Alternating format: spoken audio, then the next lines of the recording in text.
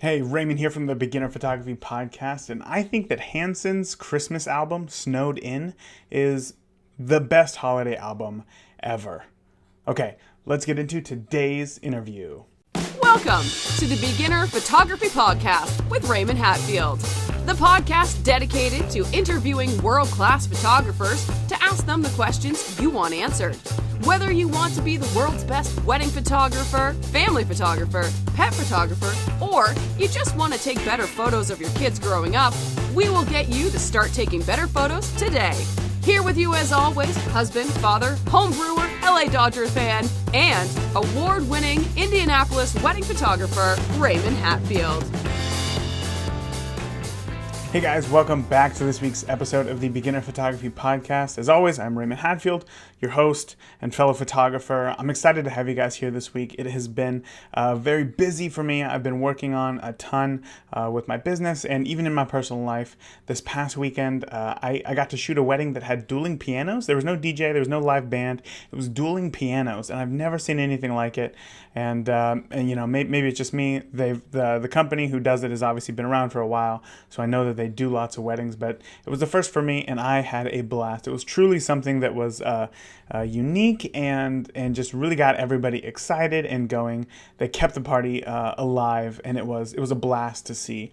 Those guys were great. So if you ever get a chance to go to a wedding with dueling pianos, go. Definitely, you know that you're going to have a great time for sure. The other thing this week, personally, I've been getting excited. I've been packing because this weekend I am heading, actually tomorrow morning. So if you're listening to this, I'm gone. I'm actually back. Well, anyway, so I'm heading out to Boston, flying to Boston, and then me and two buddies are driving up to New Hampshire to go camping for the weekend. Some buddies who I haven't seen in a long time. I went to school with, and I'm just really excited. I'm gonna have a blast.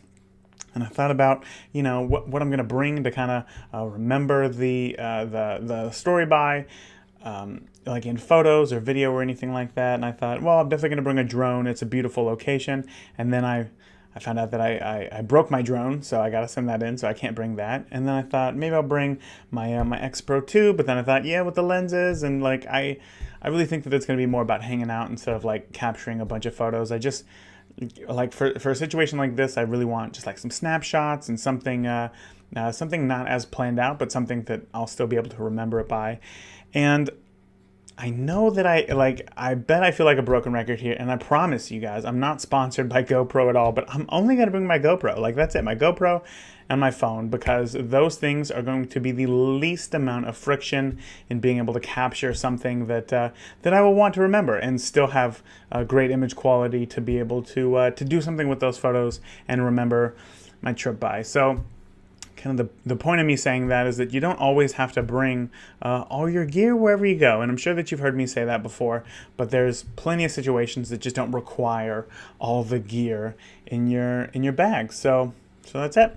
I wanted to remind you guys, last week I announced to the world the public release of the Flash in a Flash online video course, and the response so far has been wonderful. So just to remind you, Flash, like what the Flash in a Flash course is I just try to make Flash easy for you, okay? I try to show you that it's not scary. And by the end of the course, I want you to feel comfortable with your Flash, and I want you to feel confident that you will be able to make great light, you know, wherever you go, no matter where it is, whether it's your garage or even a local park. Because I take you with me on those exact locations, and I even show you the settings that I use to be able to get incredible images that my clients just absolutely love with using Flash. So if you're interested in or you want to learn more about how to properly utilize your Flash or start taking better photos today with Flash, then you can buy the course over at beginnerphotographypodcast.teachable.com. Again, that's beginnerphotographypodcast.teachable.com. Check that out.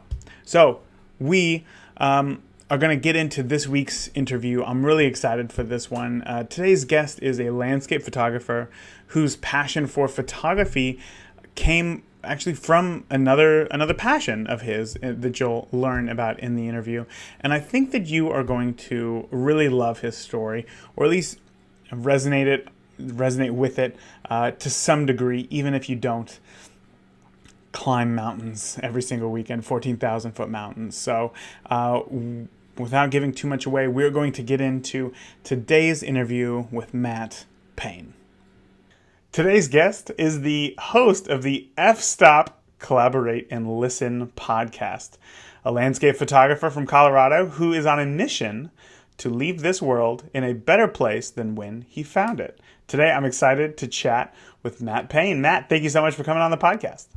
Hey, my pleasure. Thanks for reaching out and being flexible with your schedule. I feel like, when you're in different time zones and you talk with people kind of like around the world, you have to be a little bit. So I'm just glad that, like you said, we got to set this up. I mentioned there in the beginning that you are not only are you a host of a photography podcast, but you're also a landscape photographer.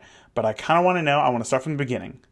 I want to know your beginnings in photography. How did you get? Okay. How'd you start out? When I was a little kid, my parents gave me one of those little Kodak disc cameras. So like we'd go camping and hiking a lot, and I'd take pictures of random stuff on the trails or at camp that I thought was interesting. And that's kind of how I got started, I guess. But I didn't really get super interested into photography until after I bought my own camera for my personal use back right after graduate school, which I guess would have been, 2003. So, and when I first got it, I was like, I'm just going to take pictures of everything I have. Like, oh, it's got a macro mode. I'm going to take a picture of a dollar bill and see how I can zoom in on that and how does that look. And so, I just played with it, tried to get familiar with it. I didn't even take my camera out of auto for like 10 years. Literally. Oh, wow. And then about 2008, I started climbing all the highest 100 mountains in Colorado. That's kind of been a lifelong goal of mine, and I got really back into it in 2008. And I was taking my camera with me to just kind of document my hikes and my climbs and photograph the beautiful scenery in Colorado, and just, kind of two goals there. One, to just, something I can remember the trip about, like I can show my kid later in life, but then also like, get other people excited about going to those places. And so, again, I was shooting completely in auto. Didn't know what I was doing at all. Just taking the camera out, pointing it at stuff that I thought was pretty. And then about 2011, there was a lot of stuff I found that I wanted to do with the camera. Like I started asking myself more questions like, oh, what if I really want to be able to take pictures of that mountain in the dark with the stars over it, but I can't do that with this camera. And so I just started reading more, and then I just went into the white rabbit hole of like the never ending like reading reviews and watching YouTube videos. And literally I bought my first DSLR 2011. It was a Nikon D7000. I checked out every book at the library that I could find about photography, and completely self-taught. And then just started taking my camera out more and more and just trying different stuff. And then, I don't know, probably shortly, like maybe 6 or 7 months into that, it must have just really stuck because I bought a full frame camera and just started, investing a lot more money in better lenses, and people started buying my photos. And so then I was like, wow, maybe I should build a website about this, so it just escalated from there. And so now I have this constant struggle of balancing my passion for climbing mountains and getting to the tops of mountains and taking pictures. So it's like it's really hard to do both of those things really well, because you're so focused on the exercise aspect and getting to the top. So like an example, not this past weekend, but the weekend before, I backpacked up to this high mountain lake, which was about a 4-mile hike in.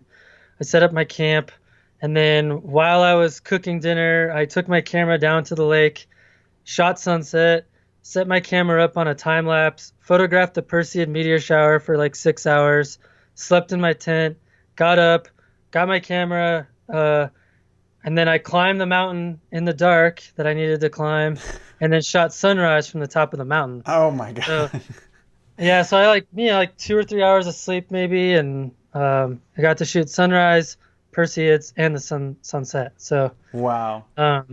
yeah, so that's kind of, I don't know, that's kind of my photography journey in a nutshell, I guess. That is great. That's cool that it's like, obviously, I think a lot of people use just photography like as their hobby, like it's their passion, right? When they first Yeah. find it. And I think that it's really interesting that like you, obviously your whole life you've been hiking, you've been outdoors, and that has been like your lifelong hobby and a passion. And then you found photography to kind of capture that feeling for you that you can share with others. I think that's really Exactly. cool. And I love Yeah, how that's got it. you I want to say that you had a relatively quick progression, even though like the first 10 years were just like not much of a progression, but like once you decided to go all in, you really went all in. Yeah, going from, I'm guessing, the point and shoot camera for a long time with the macro mode and stuff, and then upgrading to a Yeah, it DSLR, was. and then the full frame, and then the lenses, tripods, I'm sure, and then it just like went up from there, and then with a website. And then you just really like fell head over heels for that. That's great. I kind of want to know a little bit more about the education side of it, because you said that you're self-taught. You went to the library, you checked out as many books as humanly possible. I want to know where you got most of your inspiration from. Was it being out there on the mountain thinking, gosh, I wish that I could take a photo of this, I just don't know how? Or was it seeing an example in a book and thinking, this is what I need to do, now how do I do it? Yeah, I think it's probably a combination of three things. So definitely one being out there with my camera and trying to use it to capture certain scenes, and then looking at the back of the camera and going like, well, that's not what I wanted, like how do I, that's We've all not been what I there, want. yeah. Yeah, like you had this kind of vision in your mind, like I want it to look like this, and then you press the shutter and it doesn't look like that, and then you're trying to figure out why.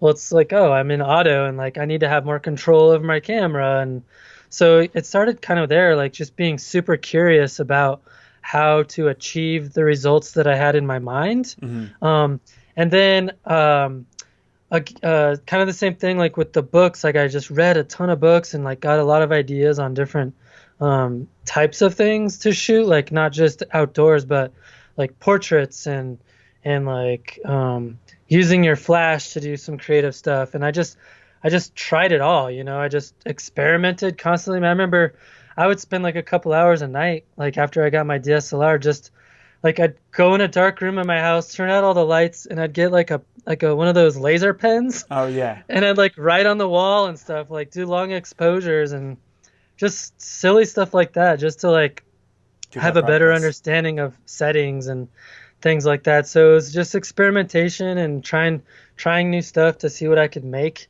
And then lastly, I started following some local photographers in Colorado that were kind of traveling to similar locations that I was, that had been taking photos for much longer than me. One of them is he's now my really good friend, Kane Engelbert. I was super inspired by a lot of his photos and like wanting to know like, oh, like where did you hike to take that? And like, how do you compose that stuff? And, I just got more and more and more into it. Started following more and more photographers that I really admired and respected their work. It's probably one of the best things I ever did. But back in 2010, I wrote an article on my mountaineering website where I highlighted my 20 favorite landscape photographers in Colorado. And I did like a little write-up for each person and gave like samples of their photos and links to their websites and why I liked their photos and why I included them in my list. And like those people got so much, like if you Google best Colorado landscape photographers, my website will pop up, I guarantee, #1 result. And those idea. people get tons and tons of results. And it wasn't my intention, it just happened that way. But those people like became friends of mine because I was referring so much web traffic to them. Wow. And now I go out and shoot with those people and stuff like that, and we're friends. And so, it's just, I think it's cool to just be curious and be inspired, and then don't be afraid to ask people lots and lots of questions, but come at it from like a just a really curious perspective, you know? Sure, yeah. I think that's great that you had these questions and that curiosity about like, well, just that practice of going into a dark room and like writing on the wall with a laser pen Yeah. is like, oh, of course that makes sense. Long exposures. Of course, that's how you're going to figure it out. But I don't know if I would have thought about that in the time, and I don't know if many listeners would think about that as well. And I hope that somebody listening right now is about to lock themselves in a room and turn off all the lights so that they can practice something like that, because that is a great idea. When you were trying out all these new techniques and you're talking to people about photography now because you're broadening your horizons. Was there anything that you learned, or was there any moment for you that was like this, like a light bulb, and you thought, oh, like suddenly all of this is starting to come together now, and photography makes more sense? Oh man. Honestly, um, one of my early kind of uh, things that I got into big time was night photography, and photographing the Milky Way. And so I started following a lot of photographers back then, which was like 2011. So it was super new. Like not many people were doing that back then, and cameras were just starting to be able to do that. And so I think kind of an aha moment for me was like figuring out how to shoot my camera in manual and adjust my settings correctly, and seeing the result on the back of the LCD screen of the Milky Way core on your camera, like for the first time, way better than your natural eyes can see. Sure. So for me, that was an aha moment of like, okay, you can do this. Like, it's just a matter of mastering, like, it's just these three settings, honestly, and knowing how they interrelate with each other. And once I realized that, I feel like the sky's the limit, because you can start experimenting with any of those settings and playing with them to kind of get different results and combining different settings and things like that. So I guess for me, it was like right after I got my first DSLR and really just started fully understanding how to shoot in manual. Like that it opened so many doors for me. Like it's, when you're shooting in an auto, like your cameras can take some amazing photos in auto, but once you go to manual, there's just so much more you can do. Yeah, it's really hard to go back once you see that. I mean, literally, like you said, the three settings of ISO, aperture, and shutter speed there create every single photo ever taken. Yeah. Right? So exactly. It's like, if you figure out how to manipulate any one of those three, you can take any photo, which is great. What are some signs that you see of an amateur landscape photographer? Is there anything that if you see a photo, you can immediately point it out and be like, ugh, this guy's just starting out? Well, I mean, we've all been there, right? So I mean, honestly, I still take photos that look that way. So, but I mean, I think some of it has to do with composition. I mean, I think composition is probably one of the hardest things to learn as a photographer, especially a landscape photographer, because when you're in the wild, there's so many elements that you can include or not include. Yeah. And so for me, like the first thing that kind of immediately strikes me is composition and just like when you have like way too much sky or way too much foreground and they don't come together, like to me, that's a pretty good sign. Definitely, like, and this is maybe just a personal preference, but like, when the sky is totally blown out, like the highlights are completely blown out, that they probably shot it in auto and they didn't, in landscape photography, we call it exposed to the right, ETTR, but, basically has to do with your histogram. But basically just don't blow your highlights out and pull your shadows up in post later if you shoot in RAW. It's going to have a much better result. And I know that's probably a little too technical for some people, but no, I mean, I think, well, maybe that is a little bit technical, but I understand what you're saying. Obviously, we have a tendency to expose for whatever the subject is, and if it's a mountain, which is going to be gray, it's going to make that blue sky white. right. So you're saying shoot underexposed or to the right of the Yes, histogram. And when you do that, it's much easier to brighten up the shadows in post instead of saving the highlights like in the sky. exactly. Okay, cool. I just want to make sure that I could put that in a way that Nailed hopefully it. listeners can follow along with. Yeah, and I guess the other thing for me, is uh depth of field. Like, when you're shooting portraits, it drives me crazy when people are shooting portraits in a pretty um, boring environment. Like maybe it's just like the side of the street, but there's nothing interesting behind somebody, or it's super busy and noisy. Mhm. But they use like they didn't use a shallow depth of field, so like you can see all that Yeah. busyness. So to me, like that's another sign of like, okay, you need to learn a little bit about aperture and how to control that. That's also a good tip. Also a good tip. Hide as much as you can with that aperture. A lot of the places that you go, like when I look at your photos, it's just like gorgeous locations. Especially like coming here from like Indiana, where it's just like Right. cornfields for miles, and it's just like, okay, we got enough corn, you know. Any sort of like geography is beautiful, right, to us at least. So when I look at your photos, I think like these are gorgeous. I love these shots, but I kind of want to know how much of your photos are, how much of your photo is planned out, and how much of a photo is is magic, I guess, for lack of a better term. Does Well, that I question make mean, sense?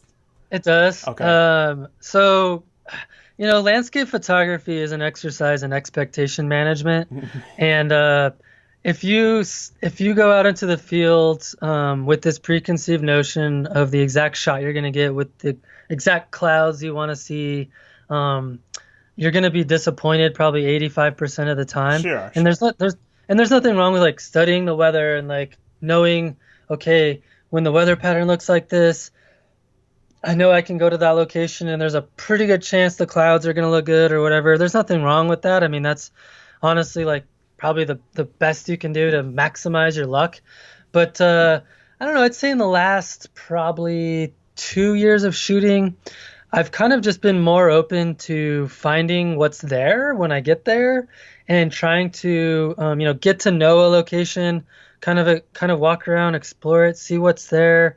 Again, kind of be curious about what that location has to offer, Mhm. and then shoot stuff that's interesting. It doesn't necessarily have to be an epic sunset or an epic sunrise. Like, I mean, obviously those are the moments that you'll always remember, but like I said, if that's all you're going to look for, you're going to be so disappointed as a landscape photographer. So Okay, that's the so first thing I tell people. let me give you a scenario then. Okay, so Okay. you said that you went out 2 weeks ago to shoot the meteor shower. Yeah. You knew that you wanted photos of the meteor shower. So when you were thinking about these photos in your head, how much did you say, "Oh, I'll just go out and see what happens," or did you think, "You know what would be great if I went up and got this lake in the foreground, and then I did this, and if it was at this time, these things would happen." Uh, how much of that happened? Oh, yeah. So yeah, actually a fair amount. So I use an app called Photo Pills to Mm. plan a lot, especially my night photography stuff. So, Photo Pills is it's got a Google Maps overlay. You can it'll show you exactly where the sunrise and sunset is going to be on the map. It'll show you exactly where the Milky Way core is going to be at certain times of the night. Oh, that's cool. So I use that to kind of pre-plan where I think I'm gonna point the camera, or like where I want to maybe set up for a certain shot. Yeah. Especially if it's like if I want to include the Milky Way over a lake or over a certain mountain or something like that. But like this particular trip, like, it's kind of a last minute decision. I did take a look at Photo Pills. I was like, okay, it looks like the Milky Way is going to be visible, but it's not going to be like visible over the mountain that I want it to be until like 2 a.m., which kind of sucks, but oh well. So I kind of composed my shot so that the Milky Way would kind of rotate across the composition from left to right throughout the night. And then I would be able to pick from the best composition out of all the meteor strikes that would happen through that entire sequence of whatever 6 hours or whatever.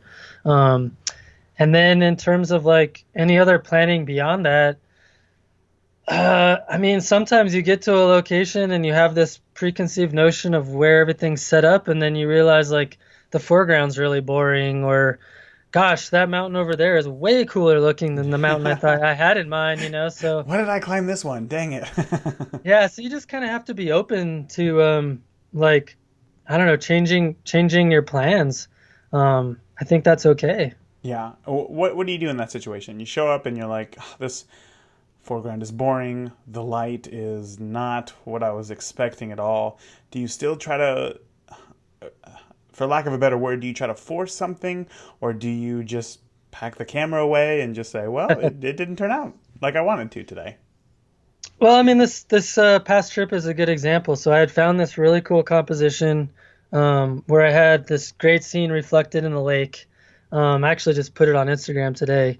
But what happened was when sunset finally hit, those clouds had moved away and there was nothing there anymore. Mm-hmm.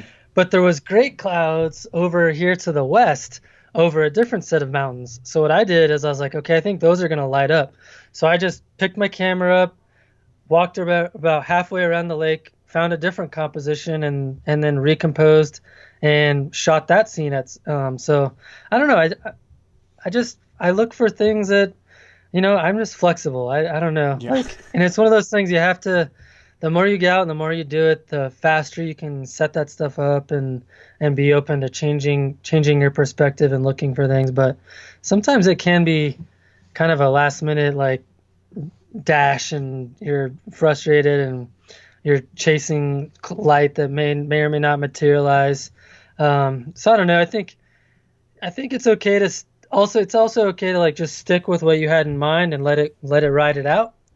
But I don't know. Have you ever been in a situation where you thought this just isn't going to work? Nothing here is going to work, and you ended up just putting the camera in the bag and enjoyed your time outside? So many times, dude. It's good to hear. That's good to hear. I guess that's kind of what I was trying to get out of this is to figure out how you continue to shoot something even if it's not going to be there. Would you try to do that? Or but I think that you gave a great answer that I totally understand. As you're going to continue, you're going to gain that experience, and if you're going to have a better idea of, oh, well, actually this might work, and then go try to grab that. But if not, you're totally cool with just enjoying to be outside. Yeah, man. I mean, I think if this is the thing, like if you're not an outdoor lover first before a landscape photographer, you're gonna have a terrible time. You're gonna hate landscape photography because there's so many times that you go out to get a shot and it just isn't there, and that's why I tell people. And muddy and. Or like this one time, I hiked to the top of this mountain in Oregon to shoot the Perseids, or no, it wasn't the Perseids, it was the Geminids, I think, which is in December. I can't remember which. Anyways, I hiked to the top of this mountain, and like fog just rolled in, and like there was nothing to shoot. So I could have viewed that as like a waste of like 6 hours and 2 hours of driving, or I enjoyed being in the fog on a mountain. Sure. Yeah. And I did. It was cool, and it was that was fun. But man, if I wasn't into being outside, that would have been really awful.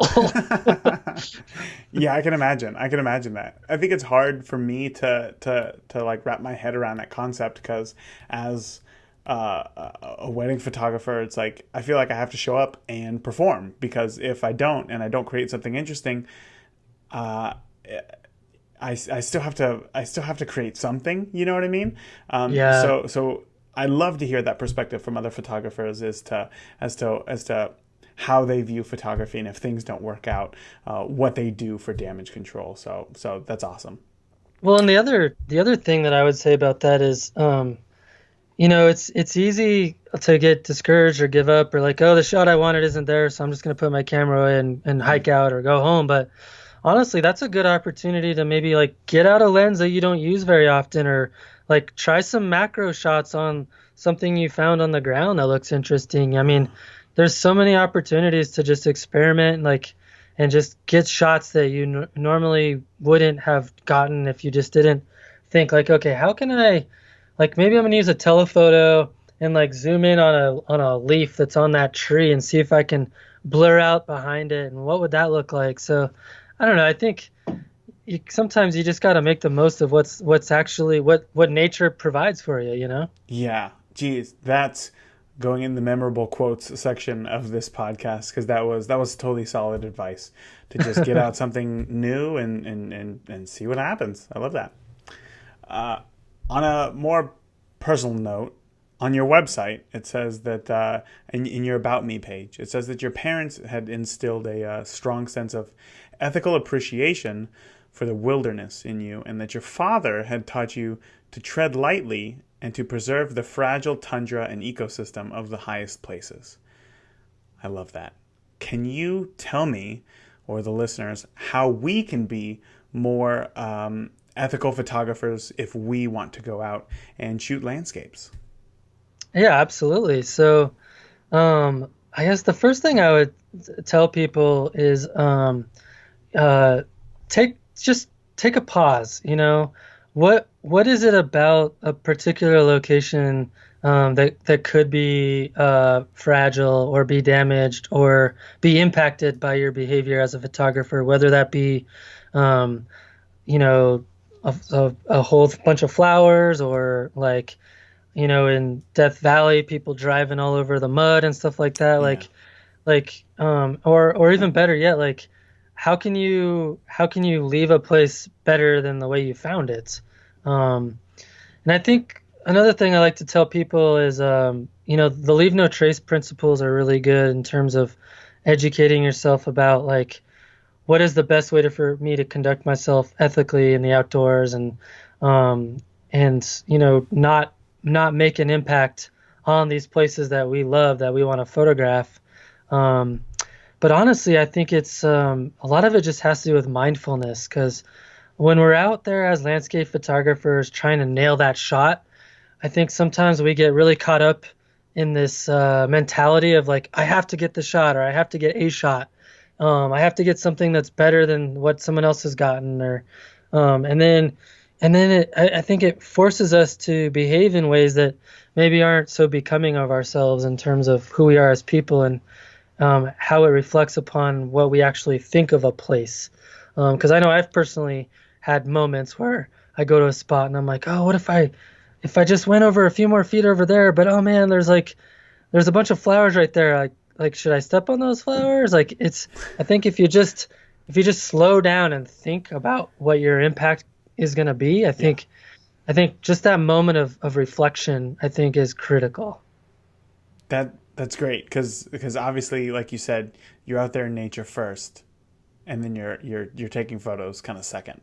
You're out there in nature because you enjoy being in nature. So who cares how good a photograph is if you're no longer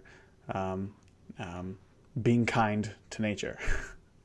Right, and I think to take it even a step further, I think it begs the question of like what is motivating you to actually take that photograph, Yeah. right?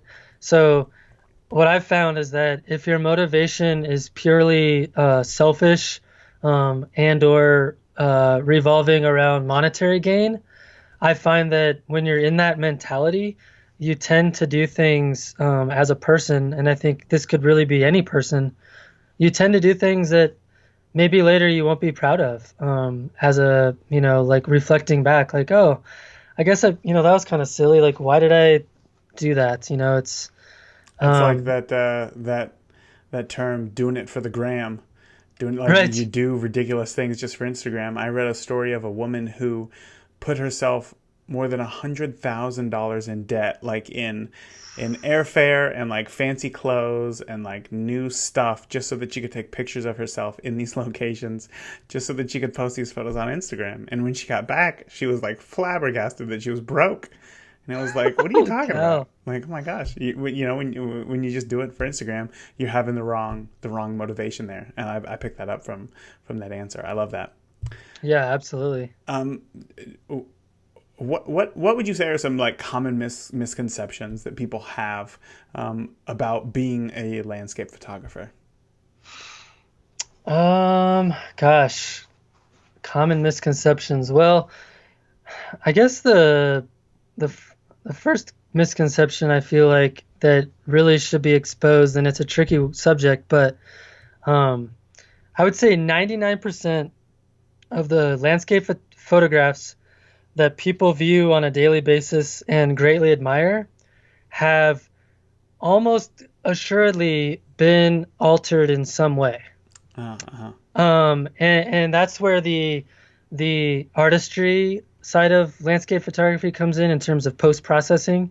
And I think there's a vibrant debate happening right now. In fact, I'm going to have two guests on my podcast this weekend to kind of tackle this particular issue specifically. But there's kind of there's a really interesting fine line between art and pure photography, and especially in landscape, because like I said, most of the photos you see online that look really good, they've had a lot of work done to them, either through accentuating certain color channels in Photoshop, or adjusting curves or contrasts, or adding sharpness, or adding blur, or a thing called Orton effect, or using luminosity masks to adjust shadows and highlights, and adding glow to different objects, and adding light that maybe wasn't there, or what some people are doing now, especially on Instagram, like completely adding elements to a scene that completely aren't even there ever, like shooting north at a scene that's pretty boring, and then adding the Milky Way above it when you know the Milky Way's in the south, you know.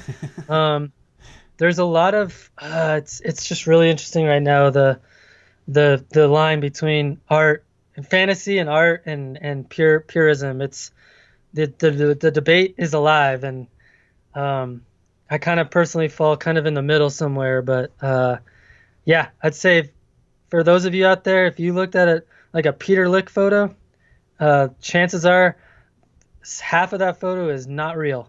Yeah, well, you know, I think the great thing about like photography is that it's like up to you, like whether you like it or not. You know what I mean? Because I may like a photo, somebody else may not like a photo, and it's the same as being a photographer. But I can see how it's like, you know, figuring out if what it is that you want to shoot. If you want to go out and shoot this beautiful landscape, and you're adding in these ridiculous elements, it's no longer that beautiful landscape. It's something completely different. And I think, you know, I guess as long as there's some sort of like awareness to like, hey, look at this piece of art that I created or something like that, then I don't know, maybe I'm just going off.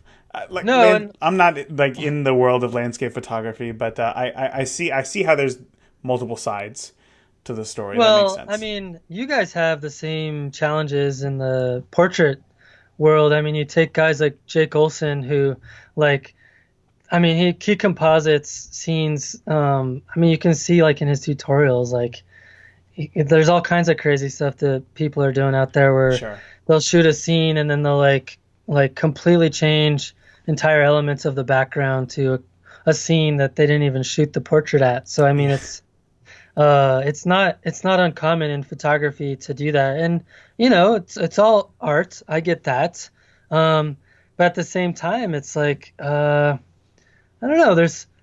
I struggle with it. I think a lot of us, especially landscape photographers, we really struggle with it because it's like there's something to be said for authenticity and honesty, and there's a lot of lack of authenticity and honesty right now with social media. And especially on Instagram, like I see it every single day with really people posting these fantastical, totally fabricated landscapes, and then like they go on this huge diatribe in their description about what the experience was like to be there in that moment, and then like people start asking them questions about it, like, you know, why is like people that have actually shot that scene before, like they know like that's not real. Sure, sure. And then they call him out on it, and then they deny it, and then it turns into this huge flame war. And it's just interesting to me that people, for whatever reason, they don't want to just own up the fact that it's an artistic creation. There's nothing real about it. It's not really even photography anymore. It's more of a digital art, which is fine. The end result is probably all that most people care about. Right, right. But when you start lying about it, like that's when it's like, okay, man, like just be honest about what you did. Yeah. Like you're No, not I gonna. swear there's 4 Tetons. I swear, man, I saw it. Right, exactly. It's just funny. Or like, no, I swear that mountain is really that pointy. No, it's not. I've been on the top of it. It's not. That's hilarious. That's hilarious. It all makes sense though, because I mean, it's just kind of up to self-expression, I suppose. But owning it is what's going to be most important. For those new, just now getting into landscape photography, somebody who really wants to focus, they want to get out more. What would you say is like must-have gear for getting started in landscape photography? I mean, definitely a good tripod is probably one of the best investments you can make. I see you have one in the background there. If you're just getting into landscape, like don't go out and spend $800 on a new tripod because that's just nuts. Right. You can pick up a pretty decent, even like used on eBay or like on your local like Facebook Marketplace or Craigslist. Like pick up like $150 tripod. It doesn't even have to be a lightweight tripod. I highly recommend that people get an Arca Swiss ball head. Because it just opens up so much more possibility.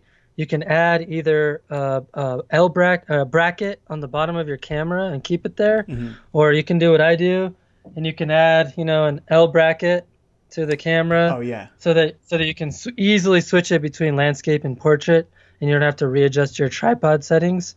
That's super fun. But once you kind of get over your first tripod and you're like, okay, this landscape thing is cool and I like it, I'm going to get really into it, I would say that's when you probably want to look into investing in like a super good tripod. Every person I know on earth highly recommends Really Right Stuff. I personally don't own a Really Right Stuff tripod. I have a Fisol tripod. It's a carbon fiber. It's really lightweight. The whole tripod weighs 2 pounds. But I do a lot of backpacking and hiking. So for me, like the weight is critical. Yeah, you would not want to carry around this 12-pound beast right here. I mean, it is you do curls. I used to carry around like a 7-pound Gitzo tripod, and I'm like, this is stupid. I'm climbing to the tops of these 14,000-foot peaks with an 8-pound tripod. It's just dumb. And the other thing, I can't stress this enough, but people are constantly obsessed about the newest and best camera. But honestly, like cameras at pretty much any camera from the major brands that's been made in the last probably 6 years can do pretty much almost anything you want it to. You may not be able to blow it up like 40 by 60 at print, but you can pretty much do most of what you want to do as a beginner landscaper with a pretty inexpensive camera, but you can't with an inexpensive piece of glass. Right. So I really recommend people invest in good lenses. I really recommend people get a nifty 50, like a nice 50 millimeter prime lens, like an f1.8 or an f1.4. It opens up a whole world of creative possibilities when you can stop down. Or I guess not stop down, but when you can open your aperture up so wide where you can take in so much more light, you can narrow your depth of field so much. You can just do a lot more experimentation and learn a lot more rapidly with that kind of a lens. So I highly recommend that. And the thing with lenses is that they almost always retain their resale value. So if you want to if you get tired of a lens and you want to sell it later, the chances of you losing much resale value is pretty low. Yeah. They retain their value really good if you take good care of them. So cameras do not. Right. Yeah. 2 or 3 years later, it does not hold its value as well. Have you ever had Yeah. a lens that you were like so excited to have, and then you got it and you just never used it? That happens to me. Never. Jeez, Never. dude. No, come on. Are you kidding me? Happens all the time, dude. I got like, gosh, let's see. I had a 105 macro lens that I thought I would use all the time. I think I used it twice in 2 years. It just wasn't my thing. Like I just didn't get into it. Um, that's an example of that. I had a really heavy 300 millimeter telephoto f4 telephoto lens, and again, like I think I used it maybe 4 times. Like it just, I mean, it was a really great lens. It's it's a 300 prime. Like it's pretty limiting. Like you're gonna use Sure. a 70 to 200, way more than that probably. So, yeah, all the time, dude. Yeah, dude, I get it. I get it. When for me, it's always like with zooms. I'm always like, oh man, but if I get a zoom, like it'll make my life easier. And then I get it, and I either find that I just become like really lazy, like oh, I'm just gonna camp Yeah, out here in the corner and just zoom in all the time, or it's just like I just shoot everything like super wide, and I make terrible decisions for focal yeah, length. So then I just always end up selling it, and then like 6 months later, I think, well, yeah, but I learned from my mistakes last time. Maybe this time it'll be different. So I totally get it. I totally get it. I totally get that. Um, Matt, you have been wonderful today. You have shared so much, and I'm so happy to have had you on the podcast. For those listening to you right now who are interested in learning more about landscape photography or more of what you do, where can the listeners find you online? the easiest way is probably my website, which is mattpaynephotography.com. Payne is how you spell my last name. And then obviously, Instagram, my podcast, which is also linked in my website. It's called F-Stop Collaborate and Listen. You can find it in iTunes or Stitcher or however you find your podcast these days. Yeah, pretty much any social media, Facebook, it's pretty easy to find me. Perfect, perfect. Well, Matt, again, man, thank you so much for coming on. I really appreciate everything that you shared, and I can't wait to see what you got going on in the future, man. Hey, my pleasure. Thanks for having me, and keep up the good work with your podcast. Right on. Thank you. I truly hope that you enjoyed that interview with Matt, because I know that I did. Matt, if you're listening, man, I really appreciate you coming on the podcast and sharing everything that you did. Truly, and I know that the listeners enjoyed your interview as well. So if you're listening right now and you want to hear more from Matt or check out his podcast, you can find it in iTunes or anywhere else, like he mentioned in the podcast. Just search for F-Stop, Collaborate, and Listen, which I think is a great title. Okay, so now it is time for a brand new review of the podcast. It is review Monday, I guess. It's the review segment. So this week's 5-star iTunes review came from Melissa Nicole, and she says, now hold on, oh, there's actually more. Whoa, okay, oh, this is a long one. Okay, a friend recently turned me on to this podcast. I kind of thought it was something that only nerds did. Totally joking. Anyways, I'm a third shift nurse working surgical services, so unless there's a middle of the night surgery, we have a lot of downtime. I listen to the podcast while getting my steps in, going laps around the hospital. The bonus episodes this past Monday, so this was a few weeks ago, increasing your creativity with free shooting particularly resonated with me. I like to drive around in the country blasting Spotify or a podcast, looking for inspiration, and often don't have to look too far. The podcast has helped me have the confidence to finally, after 2 years, go manual. That is so cool, Melissa. There is no going back now, and I couldn't be more excited. Also, on top of loving the podcast itself, it's opened up a world to a plethora of new tools and resources for me.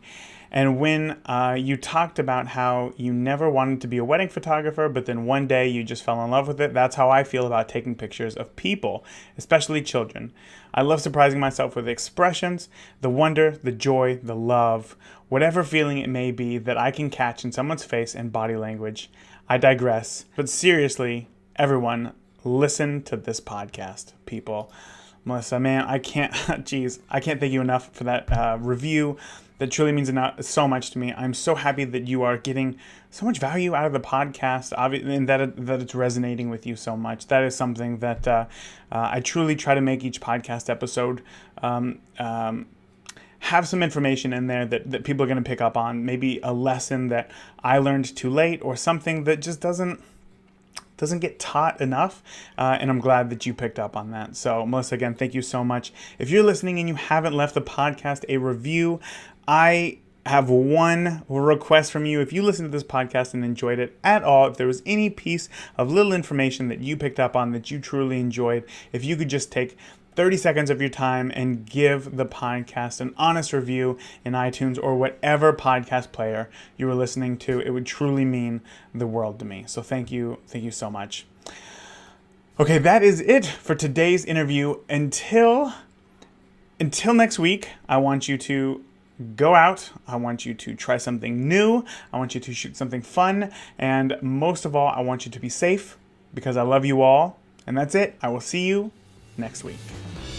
Thank you for listening to today's episode of the Beginner Photography Podcast. Be sure to join the conversations on Facebook and Instagram. And if you want any links or resources we talked about in today's episode, check out the show notes at beginnerphotographypodcast.com. See you again next week.